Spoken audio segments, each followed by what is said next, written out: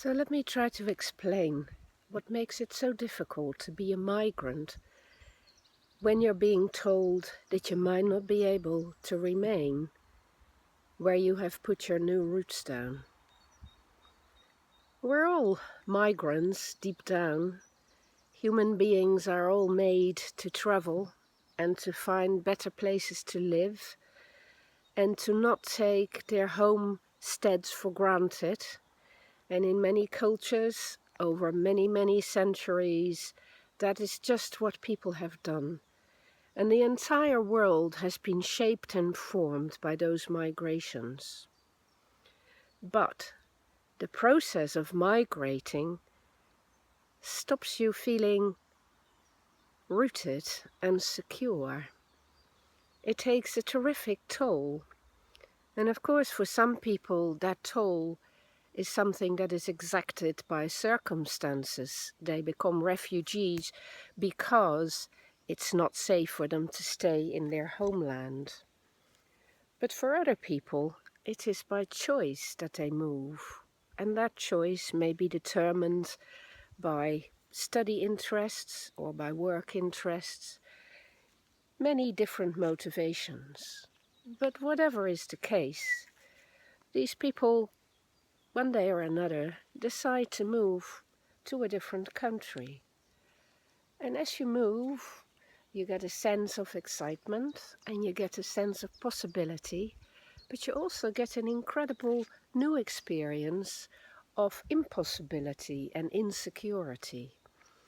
That sense of homelessness, that sense of not belonging anymore, becomes stronger and stronger in the first years after you migrate. At first it's easy because it's a bit like tourism.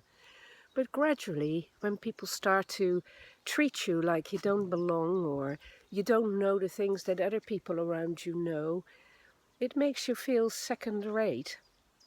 And this is much worsened when you move from a country where you speak the language, your mother tongue, to a country where you don't speak the language quite so well, not your mother tongue, and you're learning a foreign language.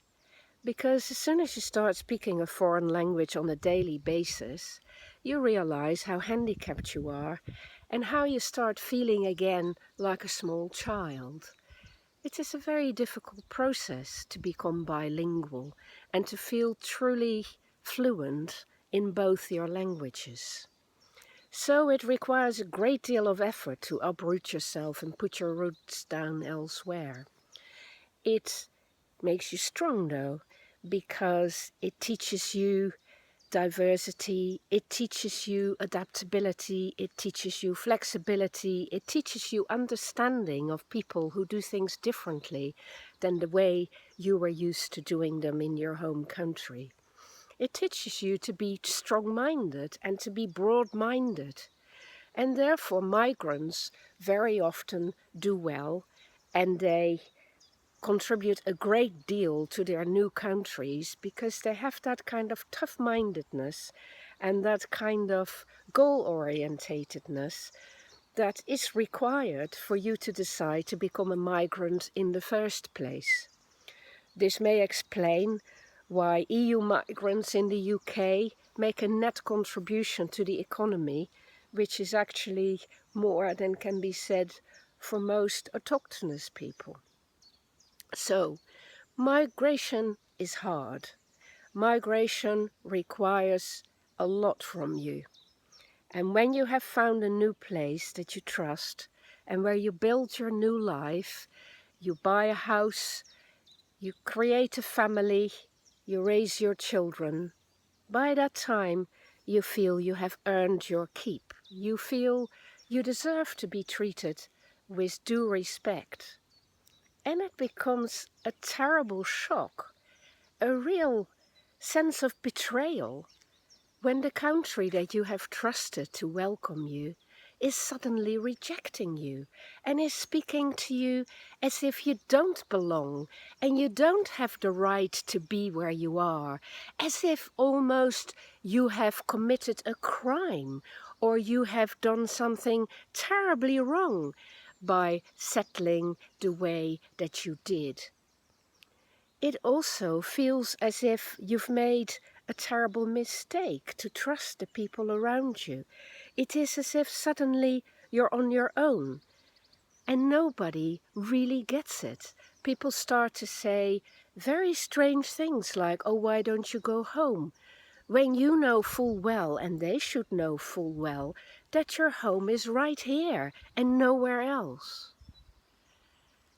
If they have moved from, say, Birmingham to London, and somebody after 20 years of them living in their home in London came to them and said, you may no longer live in London, why don't you go back home to Birmingham? They would be outraged.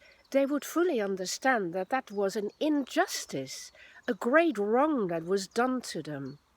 So why is it so hard for people to understand that those of us who have learned a new language, adapted to a new culture, to a new country, have the right of safety like everybody else? It is a human right when you are able to earn your own keep, to be safe in the home that you have created.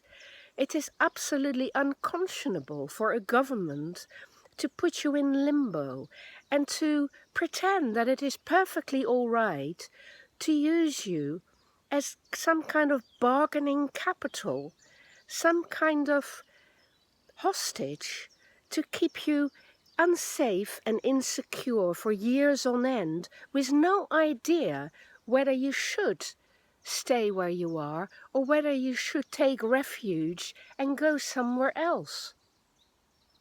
To make people feel this insecure and make them feel this unwanted when they have come in good faith to your country is a very bad thing to do. It is a very thoughtless thing to do, and it is a very selfish thing to do. It shows a complete lack of understanding of how we are as a community, how we all work together, and how it is only by working together and honoring and respecting each other that we can have a strong country. I think the politicians who take such liberties with people's rights, their human rights to safety and security in their own home, should be made to think about this, and they should be made to be accountable for their actions, because there are more and more people in that situation who feel their lives are becoming untenable, and that is completely unacceptable in the 21st century in a first world country. This needs some serious thought and some serious public challenge.